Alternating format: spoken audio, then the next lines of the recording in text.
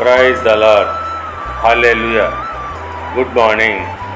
ఈరోజు దేవుని వాగ్దానము జకర్యా గ్రంథము 9వ అధ్యాయము 12వ వచనము.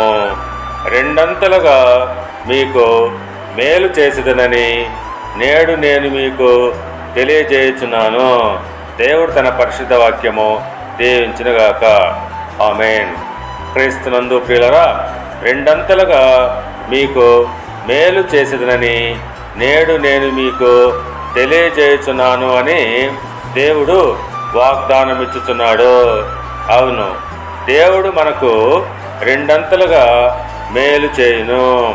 యోబు తన జీవితంలో పొందిన శ్రమలన్నింటిని బట్టి దేవుడు మరలా అతనికి తనకు మొదట కలిగి ఉన్న దానికంటే రెండంతలుగా దీవెనలు అనుగ్రహించెను.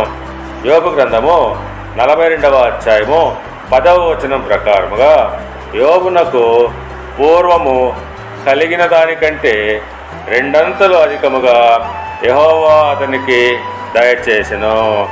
కనుక ప్రియులరా, శ్రమలు కలిగినప్పుడు కృంగిపోక యోబు వలె విశ్వాసమును విడిచిపెట్టకుండా ఉన్నట్లయితే దేవుడు తప్పక మనకు రెండంతలు అధికముగా దీవెనలు దయచేయును.